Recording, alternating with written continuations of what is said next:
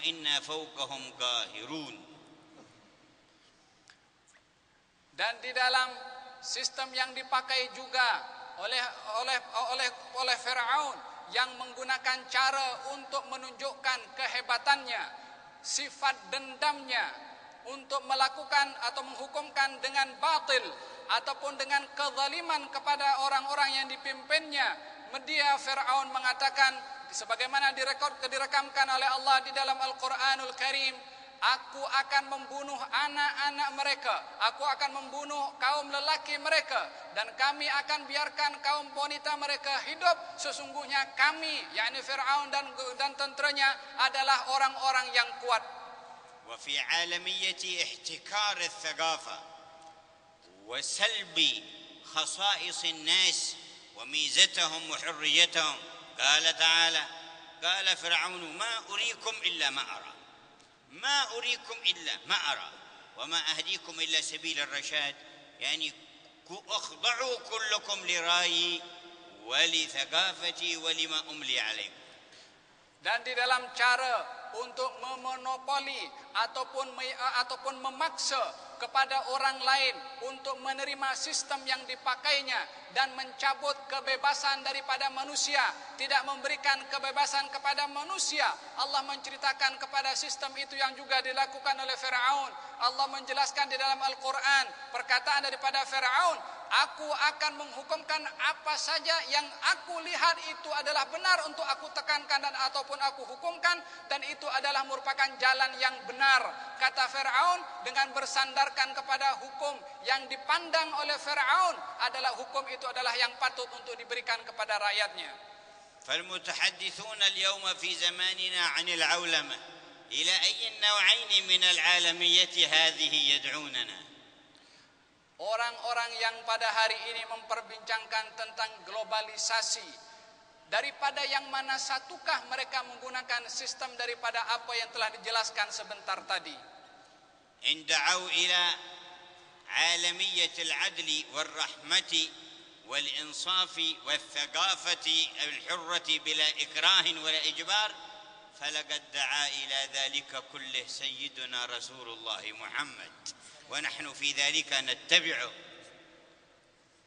Kalau mereka mendakwa bahwasanya mereka adalah membawa misi belas kasihan, keadilan, dan memberikan masing-masing haknya dan kebebasannya tanpa ada paksaan, sesungguhnya sistem yang demikian itu telah datang dengannya baginda Rasulullah sallallahu alaihi wasallam yang kita telah berjalan atas panduan dan bimbingan baginda Rasulullah. وإن كان غير ذلك فهم يريدون أن يخرجوا في سفين الحياة خرجا، فعلى أهل هذه العالمية القرآنية أن ينقذوهم، وإلا فسيطلع الماء من هذا الخرج إلى أهل السفينة ويهلك الكل. Akan tetapi bila mana mereka membawa kepada sistem yang kedua, sistem yang tidak betul, sesungguhnya sistem itu atau cara itu adalah akan mengganggu ataupun menggoyangkan perahu yang berjalan di atas air, sehingga bila mana air itu naik dan akan menenggelamkan semua yang berada di dalam perahu itu, maka orang-orang yang berada di dalam perahu itu berusaha dan berupaya untuk menyelamatkan mereka yang tidak berjalan dengan jalan yang benar, agar supaya mereka berjalan dan kembali kepada jalan yang benar. وفي آثار الأنانية والاستبداد وعدم المبالاة بالناس والطغيان والخروج عن شرع الله يقول تعالى: وإذا أردنا أن نهلك قرية أمرنا مترفيها ففسقوا فيها فحق عليها القول فدمرناها تدميرا. Dan bila mana keegoan dan sifat tidak peduli ataupun keluar daripada bimbingan dan ajaran yang turun dari Allah Subhanahu wa taala, bila mana itu yang berlaku dan berjalan di atas muka bumi ini, maka dalam hal yang demikian Allah Subhanahu wa taala memberikan ancaman di dalam firman-Nya yang maksudnya, kami bila mana ingin menghancurkan, membinasakan sebuah qaryah, sebuah negeri, kami akan biarkan mereka orang-orang yang melampau ataupun orang-orang yang hidup di dalam kenikmatan untuk melakukan kefasikan di atas muka bumi ini. Bila mana mereka sudah melakukan kefasikan, kami akan hancurkan mereka dengan sehancur-hancurnya.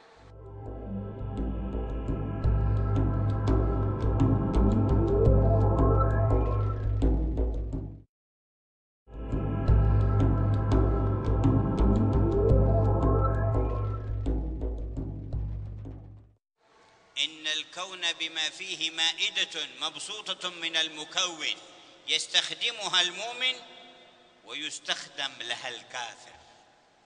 Sesungguhnya dunia ini, ciptaan Allah ini adalah merupakan satu sarana dan perantara untuk berkhidmat kepada Allah Subhanahu wa taala, bukan untuk diperkhidmat ataupun diperalat oleh ciptaan-ciptaan itu, akan tetapi mempergunakannya untuk berkhidmat kepada Allah. ومن كان ينطلق في هذا الكون وهو لا يعقل من مكونه ولا لماذا كون هو وهذا الكون من حواليه ولا يعقل إلى أين يصير فهل يصح أن يسمى عاقلا؟ Bila mana orang yang hidup di atas muka bumi ini, yang tidak kenal kepada penciptanya, yang tidak mengetahui kepada siapa yang mengadakannya, bila mana dia ini adalah berjalan di atas muka bumi ini sebagai orang yang berakal, bagaimanakah dia dikatakan sebagai seorang yang berakal dan seorang yang berilmu dan seorang yang mengetahui bila mana dia tidak mengetahui kepada penciptanya? ولذلك كل الذين لم يعقلوا من خلقهم ولماذا خلقهم وإلى أين يصيرون يقولون في القيامة لو كنا نسمع أو نعقل ما كنا في أصحاب السعير فاعترفوا بذنبهم فسحقا لأصحاب السعير. Demikian mereka orang-orang yang tidak mempergunakan akalnya, yang tidak mengetahui siapa penciptanya, untuk apa dia diciptakan, setelah ini kemana dia akan pergi, apa nasib yang akan berlaku. Mereka orang-orang yang demikian itu nanti di hari kiamat mereka akan tergolong dalam golongan orang-orang yang mengatakan sebagaimana difirmankan oleh Allah Subhanahu wa taala, andai kami ketika hidup di dunia dapat mendengar dan berakal serta berfikir, andai kami begitu, maka kami tak akan tergolong daripada golongan orang-orang yang dicampakkan oleh Allah ke dalam neraka sa'ir. Fa'tarafu bidzambihim, mereka mengakui akan kesilapan dan dosa mereka, di mana mereka tidak mempergunakan akal mereka ketika hidup di dunia untuk mengenal kepada penciptanya. فلينطلق المؤمنون فيما يعمرون به الدنيا والآخرة لكن بنورانية منهج الله تعالى تحت أمر العدل والإحسان وإيتاء ذي القربى ومنع الفحشاء وينهى عن الفحشاء والمنكر. إن الله يأمر بالعدل والإحسان وإيتاء ذي القربى وينهى عن الفحشاء والمنكر. فليس الفرق في الانطلاق في هذه الشؤون في الحياة إلا أننا نمشي على هذا المنهاج الأعلى ويمشي من لم يؤمن على غيره. Maka hendaklah orang-orang yang beriman berjalan di atas muka bumi ini dengan cahaya yang telah diberikan oleh Allah Subhanahu wa taala melalui bimbingan dan petunjuk yang diturunkan oleh Allah untuk berjalan di atas keadilan dan juga kebaikan, serta membantu dan memberikan bantuan kepada kerabat dan famili dan mencegah diri mereka daripada perbuatan keji dan perbuatan mungkar. Dalam yang demikian Allah Subhanahu wa taala berfirman, yang maksudnya sesungguhnya Allah memerintahkan kepada kamu untuk berbuat adil dan berbuat ihsan dan juga berbuat baik kepada kerabat dan famili, dan melarang kepada kamu untuk berbuat keji dan juga berbuat mungkar. Sesungguhnya tiada perbezaan antara orang-orang yang beriman dan tidak beriman, tiada perbedaan di antara orang-orang yang beriman dan tidak beriman di dalam berjalan di atas muka bumi ini, melainkan hanya orang-orang yang beriman itu berjalan di atas muka bumi ini adalah dengan minhaj, dengan ajaran dan juga petunjuk dan bimbingan yang diberikan dan diturunkan oleh Allah Subhanahu wa taala kepada orang-orang yang beriman. فاستضيئوا بنور الله واطلبوا الله الزيادة من النور. Mintalah cahaya daripada Allah Subhanahu wa taala berupa bimbingan dan hidayah, dan mintalah tambahan daripada hidayah itu untuk dibimbing oleh Allah. فإن أحوال الناس في المصير الأكبر كما قال الله يوم لا يخزي الله النبي والذين آمنوا معه نورهم يسعى بين أيديهم وبأيمانهم والآخرون لا نور لهم والعياذ بالله. Sesungguhnya keadaan manusia nanti di hari kiamat, untuk menerima nasib mereka nanti di hari kiamat, Allah Subhanahu wa taala menceritakan tentang mereka orang-orang yang mendapatkan cahaya di atas muka bumi ini berupa bimbingan dan hidayah dari Allah Subhanahu wa taala. Allah berfirman yang maksudnya di hari di mana Allah Subhanahu wa taala tidak akan menghinakan dan mencelakakan nabinya dan orang-orang yang beriman bersama nabi tersebut, cahaya mereka berada di hadapan mereka, menerangi jalan mereka. Demikian juga yang diberikan oleh Allah Subhanahu wa taala kepada orang-orang yang beriman kepada baginda Rasulullah. Orang-orang yang tidak beriman tidak mempunyai cahaya yang menerangi jalan mereka, wal iyadu billah. ولنختم بمثال في واقع الناس للذي يتنور بنور الله والذي لا يعرف حسن الاستخدام للكون من حواليه في أمر الزواج مثلا.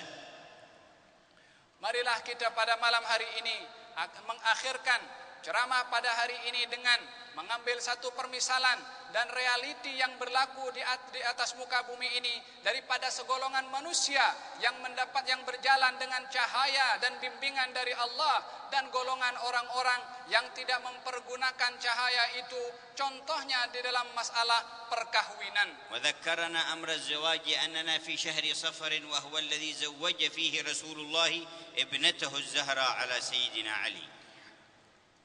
Dan mengingatkan kepada kita semua pada hari ini yang kita berada di bulan Safar, yang mana pada bulan seperti ini baginda Rasulullah sallallahu alaihi wasallam menikahkan putrinya Siti Fatimah dengan Sayyidina Ali bin Abi Thalib. ولم يهمل صلى الله عليه وسلم جانب إحضار الطيب ولا الأدوات المهمة بمعنى من الوسطية والاعتدال ولا الدعاء والتضرع والابتهال في هذه المناسبة. Baginda Rasulullah pada pernikahan putrinya ini tidak melalaikan untuk dapat mempersiapkan keperluan daripada perkahwinan itu, daripada wangi-wangian yang disediakan ataupun peralatan-peralatan yang penting dan diperlukan untuk secara sederhana sebagai persiapan kepernikahan putrinya. Pada waktu yang sama juga beliau Rasulullah adalah sentiasa berdoa dan memohon kepada Allah Subhanahu wa taala kebaikan yang akan berlaku di dalam pernikahan itu. فإذا جاءت هذه المناسبة عند مسلم فتجاوز في التعبير عن الفرح من استعمال الآلات المباحة إلى الآلات المحرمة، أيكون هذا مستخدما للكون استخدام العقل والنور، أم أنه أدى بنفسه إلى ما يضره حاضرا وآجلا؟ ورسول الله يقول أعلنوا النكاح واضربوا عليه بالدف.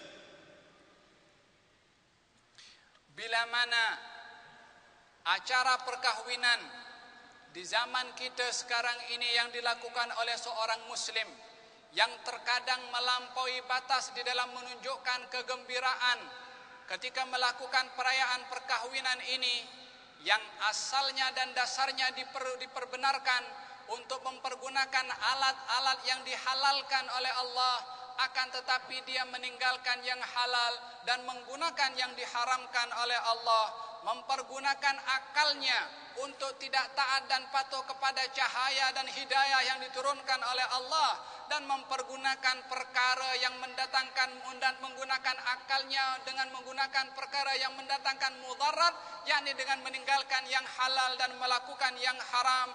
Baginda Rasulullah bersabda dalam hadisnya, beliau bersabda, isytiharkan pernikahan itu dengan ad-duf, yaitu dengan kompang, alat yang dihalalkan, akan tetapi ramai daripada manusia meninggalkan yang halal dan menggunakan akalnya untuk menggunakan yang haram. فإذا جاوز الحد لأن يكون متبعا لرسول الله إلى تقليد لبعض الكفرة من هنا ومن هناك في عاداتهم، إما في خلط النساء بالرجال أو جمع الزوج مع زوجته أمامهم لتمد يده إلى فمها ويمد يده إلى فمها مثلا، إلى غير ذلك من التقليد الأعمى المضر. ماذا تكون نتائج ذلك؟ وهل تجلب البركة أو تبعد البركة وتقرب الفشل في الحياة المستقبلة والحياة التي هي أبعد الآجلة؟ Bila mana seseorang muslim itu melampaui batas dengan tidak mengikut kepada hidayah dan bimbingan Nabi Muhammad sallallahu alaihi wasallam di dalam meraihkan perkahwinannya itu, bahkan meniru dan mencontoh kepada orang-orang kafir di dalam adatnya, di dalam kebiasaannya, seperti mempercampurkan antara laki-laki dengan perempuan di dalam acara itu, ataupun antara suami dan istri yang menciumkan tangannya di hadapan orang ramai dihadapkan di atas di semua jemputan yang hadir, maka yang demikian itu adalah merupakan satu adat ataupun mengikut kepada orang-orang yang tidak mengikut kepada hidayah dan bimbingan Nabi Muhammad sallallahu alaihi wasallam. Bila mana meninggalkan di dalam acara perkahwinannya itu hidayah yang dibawa oleh Rasulullah dan mengikut dan meniru orang-orang yang tidak mendapatkan hidayah, maka di manakah letak barakah yang akan didapat oleh kedua orang yang berkahwin itu? Adakah barakah yang akan didapat ataupun kegagalan di dalam mengharungi kehidupan karena meninggalkan hidayah dan bimbingan daripada Rasulullah? Kegagalan itu mungkin hari ini ataupun mungkin nanti di masa yang panjang. لكن القلب إذا خلا وفرغ عن صدق الرغبة في أن يحشر مع رسول الله والصالحين ولم يبالي يحشر مع أي أحد، لم يبالي بأي عادة دخلت في مناسبته أو بيته أو أسرته. Hati yang mendapatkan cahaya daripada bimbingan itu dan hati yang rindu untuk dapat dipertemukan dan dikumpulkan bersama Nabi Muhammad sallallahu alaihi wa ala alihi wa sahbihi wasallam, maka hati yang demikian itu tidak peduli kepada adat mana yang digunakan untuk perkahwinan itu ataupun kebiasaan mana yang datang untuk dilakukan untuk perkahwinan itu. Bila mana bercanggah kepada syariah, maka dia tak peduli kepada adat-adat itu, akan tetapi dia akan berpandukan kepada bimbingan yang datang dengannya Nabi Muhammad. ومن كان يعلم أن من تشبه بقوم فهو منهم ويخاف أن يحشر مع المبعودين عن الله فإنه يفكر تفكيرا دقيقا. إذا قام بسنة الوليمة انتبه من الأرحام، وانتبه من العلماء والصالحين ليحضروا، وانتبه أكثر من الفقراء فدعاهم لأن يحضروا وليمته، وأخلى الوليمة عن مخالفات الشرع، وأجرى فيها ذكر الله تبارك وتعالى. بذلك يتم النور وتنشرح الصدور وتصلح الأمور. Barang siapa yang menyadari dan mengetahui bahwasanya sesiapa yang meniru dan menyerupai orang lain, maka dia akan digolongkan bersama orang itu. Dia akan dikumpulkan bersama orang yang dia menyerupakan dirinya dengan orang tersebut. Maka hendaklah orang-orang yang akan meniru dan menyerupai orang lain berfikir, merenung kepada siapa dia menyerupai, kepada siapa dia meniru. Maka bila mana seseorang ingin melakukan walimatul ursi, adalah hendaklah memperhatikan kepada sanak famili dan kerabat untuk dijemput, memperhatikan kepada ulama untuk datang, dan juga memperhatikan kepada kaum fakir dan miskin untuk dijemput dan hadir dalam acara walimah itu, dan juga membersihkan acara walimah itu daripada perkara-perkara yang dilarang oleh Allah Subhanahu wa taala. Bahkan melakukan kepada dalam acara walimah itu zikir kepada Allah Subhanahu wa taala. Bila mana itu yang berlaku, maka cahaya dari Allah Subhanahu wa taala berupa kebaikan akan diberikan oleh Allah Subhanahu wa taala kepada cara perkahwinan yang seperti ini. Wa inna lanahmadullah alladhi jama'na wa iyyakum ala al-khair fi hadzal masjid. Dan sungguh kami memuji dan bersyukur kepada Allah Subhanahu wa taala yang memberikan kepada kita semua pada hari ini kebaikan untuk dapat berkumpul bersama-sama di masjid ini. Wajazallahu al-khaira nadhir al-masjid والقائمين عليه من أئمة ومؤذنين ومترددين عليه.